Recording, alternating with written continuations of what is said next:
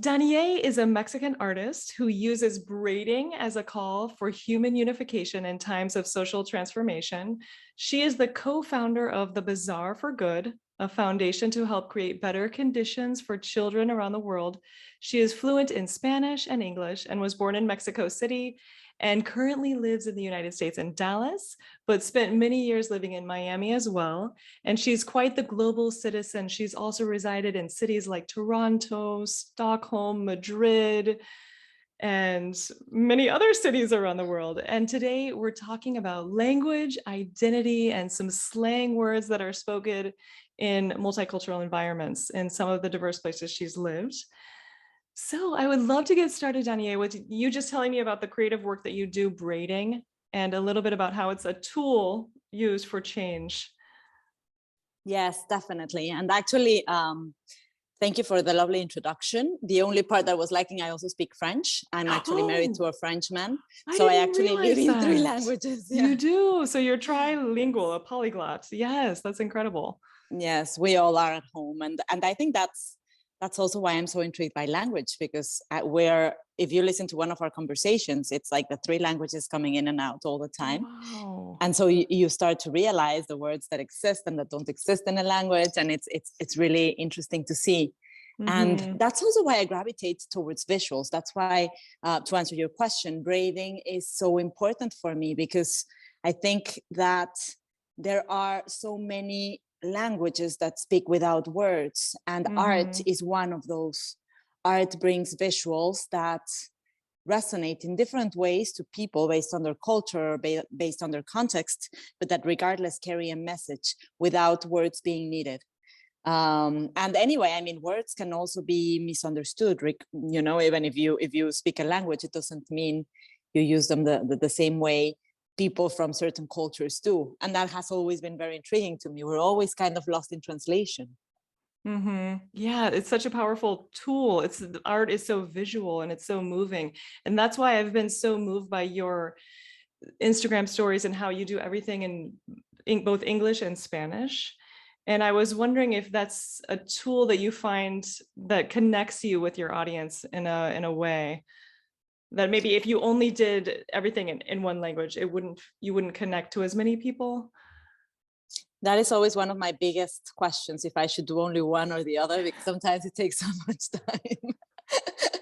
And also, like the videos that I do on YouTube, I do both versions. And it's so funny because in the end, as much as I try to say the same thing, you when you're speaking one language, you connect to a different side of your brain. So really the imagery or the way you express will always be totally different. But I've always wanted to braid both languages, because I think a lot of my platform, which is Journey of a Braid, it's not Journey of the Braid, it's a braid. Because from this perspective of a random braid, I want to sort of speak about the human experience beyond the person. It's not about me. It's about how your story reflects through mine and what you can learn from that. And that's why for me, both languages are super important, because I think that I have good insights for my people in Mexico or in Latin America that grew up with a similar culture than I do. But at the same time, I have insights for Americans that might not understand us. And I can serve as a bridge for them. And also for the Latinx community, which speaks in between languages, sometimes not speaking fully Spanish or not recognizing themselves there, but that might see their story through me and hopefully want to dig deeper into their roots, because I think that often people in Latin America, because of the oppression that they suffer in America, try to mimetize into society. And by doing so, they lose a lot of their roots. And we have such beautiful and strong roots that we cannot let go of. And that's why I continue to do both languages. Because it's almost like you have a window into various cultures and languages through your bilingual or trilingual, right? Skills. And I think that it's true that you're probably able to sort of speak to so many different people with different backgrounds. Yes, definitely. And let's see, you're talking a lot. I was wondering about how you sometimes think of one word in one language, but maybe that word doesn't exist in that other language, right? So do you find yourself kind of going back and forth, or some words and things just can't be expressed in Spanish that could be in French or in English, for example? Do you find Yeah. yourself kind of going through It the... happens so often. It happens so often. And then it's so frustrating because I literally spend half of my day translating words because my children, I only speak to them in Spanish, and I don't Yeah. allow them to speak at home in English. They can only speak either Spanish or French. So I'm always translating. And so often I'm like, whoa. Or you notice little random things, such as in English, you say it's either black or white. And in Yeah. Spanish, we say it's blanco o negro. So we do it the other way around. Oh, And, wow. like, it's just those funky things where you're like, okay, sure, this is funny. Like, but what's the context? And I often like looking deeper into those things. Mhm. There are, but the one word that I think has resonated with me the most, and that doesn't exist in other languages, this one will come from Swedish. But Oh. it's really intriguing nonetheless. When I was trying to speak Swedish, in Sweden they have this thing called lagom, which Mhm. means not too much, not too little. And Oh, okay. that's basically the definition of how their society needs to be. So Mhm. if a child is performing extremely well in reading at age 3, they're going to push him down so that he's to the level of the others. And if someone is like an absolute disaster, they're going to push him up. Uh-huh. But that's the way they want to stay. So, which is balance, and which is Yeah. interesting as a concept, because obviously in time you understand that balance is the only thing that makes sense, because the highs and lows are what make life kind of complicated. So for me, Mhm. that has been one of the words that has stuck with me the most, and that I haven't found equivalents in other languages Oh, because it's such a wow. cultural construct. And do you think it's because they don't want such a competitive culture? They want people sort of at the same level. Because in a way, Oh. I mean, they were aiming for socialism, but Mhm. it's kind of, it's very well done in Sweden. Like, you really have incredible opportunities. My second son was born there, and even the way the health system works, Mhm. it's genius. Like, they have women that Yeah. deliver kids. That's all they do. They're older women. That's all they do. You don't need a gynecologist to deliver a child when it's normal birth. Here, they Mhm. make it seem like, you need a doula and you need Right. a gynecologist and you need like rocket science when it's the body. So they're very logical in that way, because the government is it, like, all those things are part of the government. And so culturally, it's another story. And I think that when you have that contrast with America always wanting more, to the Mhm. verge of destruction, you understand why that average is so valuable. That's true. That's true. Yeah, because I guess the American idea of always being the best and having the biggest and Yeah. yeah, it's The very world can't destructive. take it anymore. Yeah. And English language, going back to the theme, Yeah. like English language, Mhm. the words of destruction in English mean success. When Hmm. you think of, when you say, how do you talk about someone's success? You say, you hit the target, you're Yeah. killing it, blow them up, smash them up, break a Oh, leg. it's very violent, isn't it? It's masculine, it's violent, and you are not succeeding unless you're destroying something else. Hmm. And And that is perhaps you tough. realize that because of your identity, right? And your Yeah. ability to notice those nuances. Because maybe I grew up speaking that, so I didn't even realize Of course. how masculine and violent. And Yes. so, do You you feel need like that external we need view. to reconstruct the language in some ways and Yes. reformulate the way we talk about Deeply. success? Yeah. Words matter. Mhm. Words matter. It's like, one of the things that for me is, I mean, it's a mistake that I do on purpose in English. Mhm. In English, plants and animals are not considered to have a soul. You Yeah. say the Yeah. dog, the flower, in Spanish, everything is masculine or feminine. Everything has Mhm. a soul, even in inanimate objects. Yeah. And so when I speak of them, it's I usually turn it to he, she, and Hmm.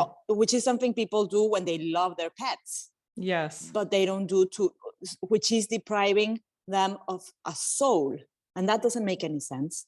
And that's something that also comes, I mean, the indigenous languages from North America, from all over the US, the Navajo, the Cherokee, they all had this association of giving an identity and giving a soul to everything, because there is.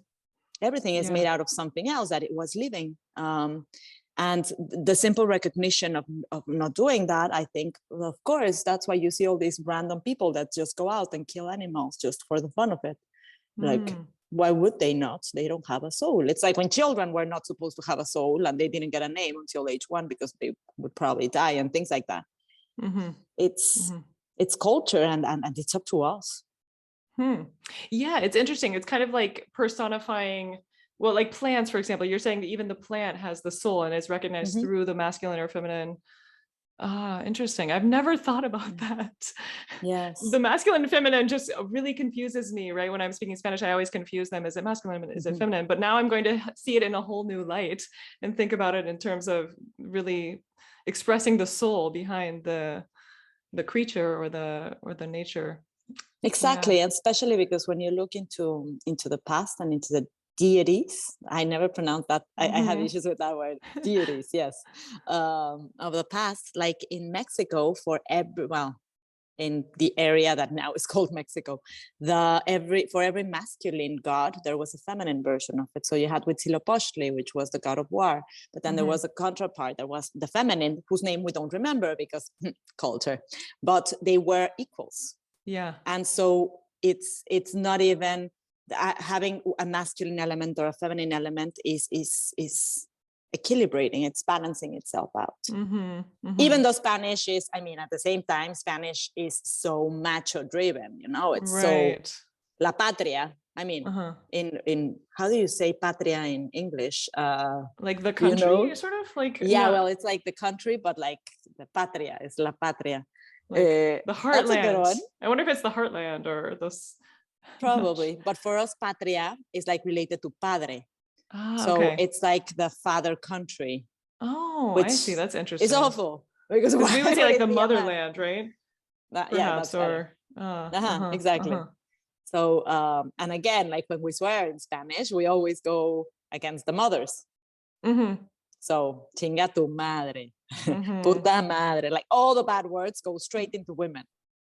So it's so derogatory as well. And then I think it's in English as well, right? In English, well, yeah, I mean, yeah, you kind of have. We kind of,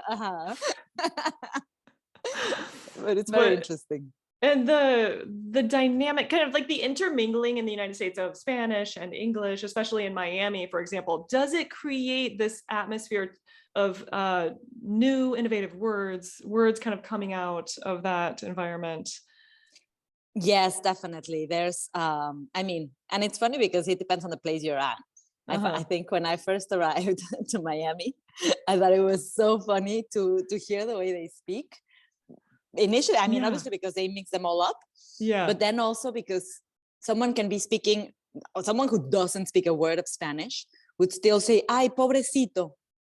Pobrecito. And I'm like, wait, full English, no Spanish, like, but pobrecito is a word they know. And that's like the worst of words in Spanish because it's like poor soul, it's derogatory, it's just bad. And that's one of the words that sticks. And then por la octava avenida. So they turn Avenida Ocho, like they just switch those two when you're in Miami. Because I've always heard calle ocho, no? Sí, pero when like they sort of la Quinta Avenida, like they like the Fifth Avenue. They make it the other way around than what we do in Mexico, for example. Which is they would change like the adjective, for the example. order. Oh, the order, exactly. So I think it's super, super funny. And then they always say in Spanish, que cute. Que cute. Que cute. And that for me sounds like, no, todo mal. It's kind of like butchering, it's in some ways butchering the Spanish language. Yeah. And also like there are so many versions of Spanish that I learned so much living in Miami because you have them all in one place. And you realize that in order to really speak Spanish, you need to know like 5 synonyms for each word. Because and then like, for example, in Mexico, we're the only ones that say pastel for cake. we're the only ones. All the others say torta. Oh, really? Which torta for me is like bread and ham, and like that's a torta. Kind of like a bread. sandwich in a way. Exactly, kind of like Yeah. a sandwich, but with like a different bread. That's a torta, but for them it's pastel, the equivalent of pastel. And piscina, every other piscina or pileta is what they call a pool. In Argentina they say pileta. In all the other places they say piscina, which comes from the French piscine, but in Spanish we say alberca. I have no idea where that's coming. I mean, sorry, in Mexican we say alberca, and I'm always like, doesn't make any sense. I need to Google that. Yeah, so there's so many regional differences and words that are used in certain countries, and then kind of in Miami you have people from Puerto Rico, from Cuba, from Mexico, from Colombia, right? And everyone is speaking their and own everyone's kind of Spanish version. changes. Like my Spanish is not the same after living in Miami for almost 8 years. Do you feel like your Spanish sort of like, I don't know, the mixing, did it improve or? Probably it went down. It is complicated because obviously when you're living within 3 languages, you don't have that much of a level in either or, because your brain is like just, you share space. Obviously you have limited time, and so you lose on one or the other. Yeah, that's true. And you always have to keep, refreshing your brain on certain vocabulary words, right, from different languages. Yes. And do you feel like you're sort of a mentor to other mothers? Because I feel like raising bilingual children is always a challenge, and oftentimes people are a little bit lost about how to do it. Do you help other mothers? And I think I should. It's so funny because I have like this love-hate relationship with social media. So I go like this all the time. Yeah. And so eventually, like I've been creating this series of videos that talk about all these things, and I just haven't uploaded them. Lately I've been uploading them. I started like 3 weeks ago, and it's touching upon all those subjects because I do think there are so many things that need to be talked about. And even my friends who had kids the same age as mine that grew up together, their kids almost don't speak Spanish anymore. Yeah. And for me, that's like the worst thing you can do to your ancestors, to yourself, to your country, to them. For me, that's extremely sad. Yeah. I understand it from people that have this need to mimetize into a culture for oppression, but my friends are not part of that target, and yet they're letting their language die. And so I'm the painful friend that says this out loud, because I really think that they're taking away something that they will regret from their kids. Yeah, it seems like being bilingual is such a positive thing, right? And having so many opportunities in the world, it kind of expanding your opportunities. However, it seems like it has some negative connotations, right?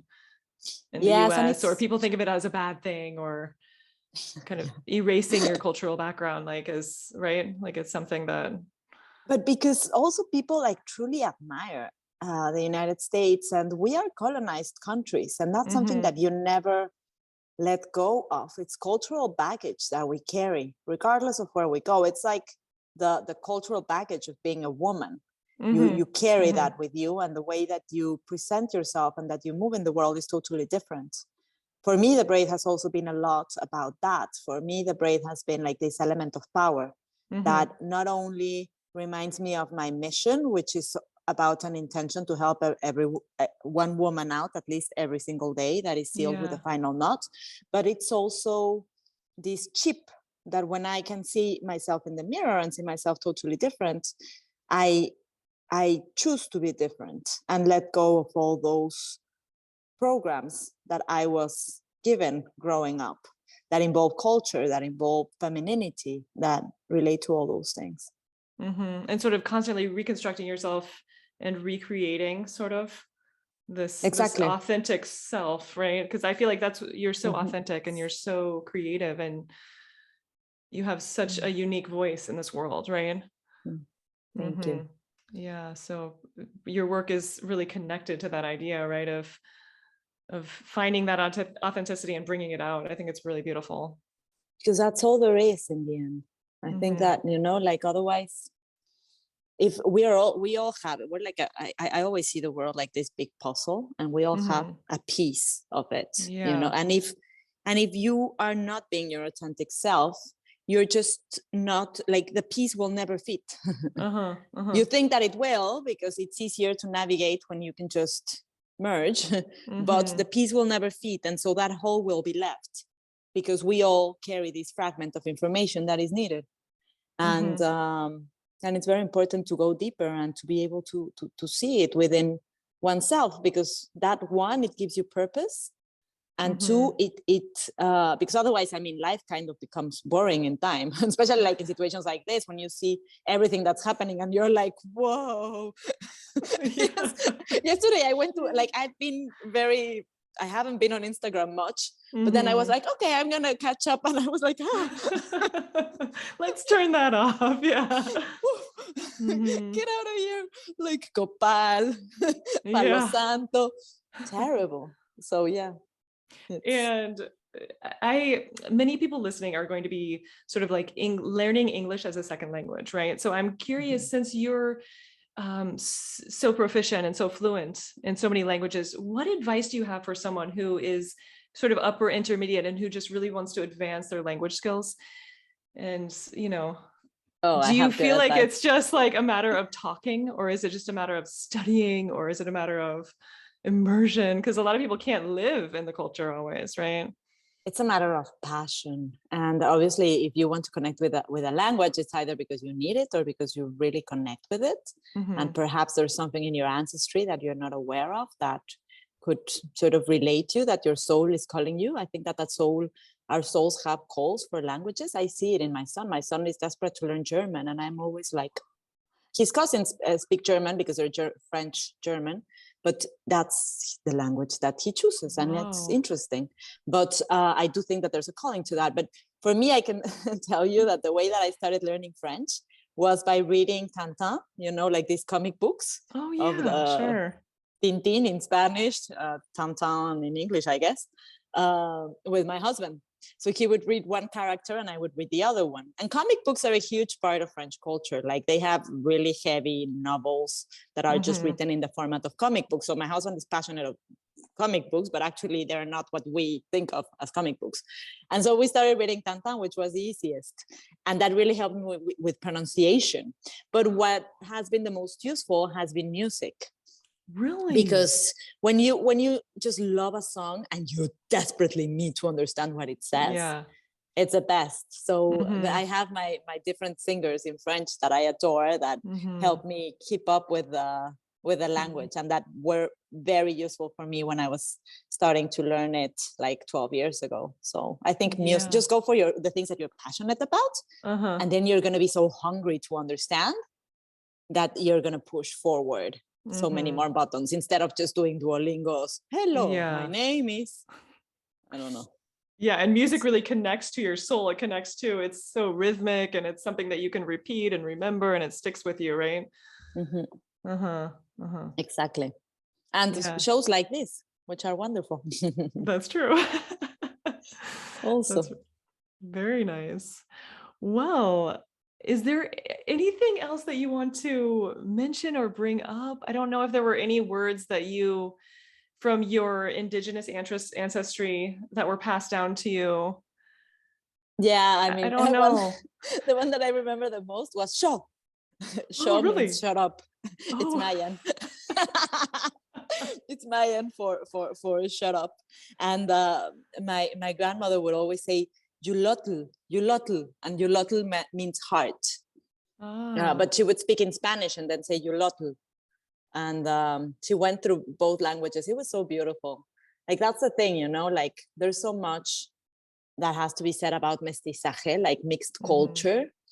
How, I don't even know how I would say that word in English, mestizaje. Do you know? Like, it's the fact that most of Latin like a multicultural America, background, or yeah, not really? But that involves specifically indigenous and European, you know, like the colonization of Europeans into the native culture. I don't know how that would be called. Like, even for a Cherokee that is mixed with an American, it's the same kind of process, but well, with an English person, like how would that mixed race be called?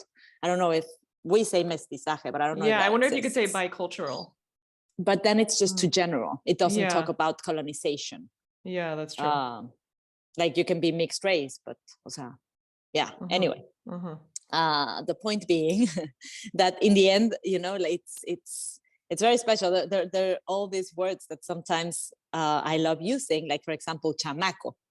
Chamaco means child, but it's very indigenous. Even güey, you know how in Mexico we use güey? It's an indigenous word. It's not, and it means just cool, right? Random. Not really. It means a gazillion things. Okay. it's like man, and it's like, yeah, it's mostly man. Yeah, I guess. It's an affirmative thing, like word in New York. That way. Yeah. Okay. Like, how you doing, man? I don't know. Okay. It's yeah. But and it's always, I think that looking deeper into language is something that will always connect you, and like connecting to the culture, and then using that passion to drive you, right, to understand and to speak it. Recipes and all of this. Chocolate is also like a Mayan word, chocolate, and then it moves to English as well, but it's coming from us. It's coming from I mean, the mixture of Spanish, because it's fully indigenous. I don't know if it's Aztec or if it's Nahuatl or if it's Mayan or Zapotec, or it sounds Zapotec, and Oaxaca is one of the regions where, anyway. Do you find yourself dreaming in multiple languages? Do you mainly dream in one or the other, or many? That's a very good question. I don't know in which. I know sometimes I've dreamt in English. It depends on the person that I'm speaking to, I guess. Yeah. But it's a very good question. I need to pay attention to my dreams. I haven't in a while. Yes. Okay, well, thank you so much for having this conversation. This has been a beautiful talk, and I really appreciate you sharing your thoughts on this topic and inspiring all of us today. Of course, and thank you very much. I'm so happy that you're building this kind of platforms to bring together language from a different perspective.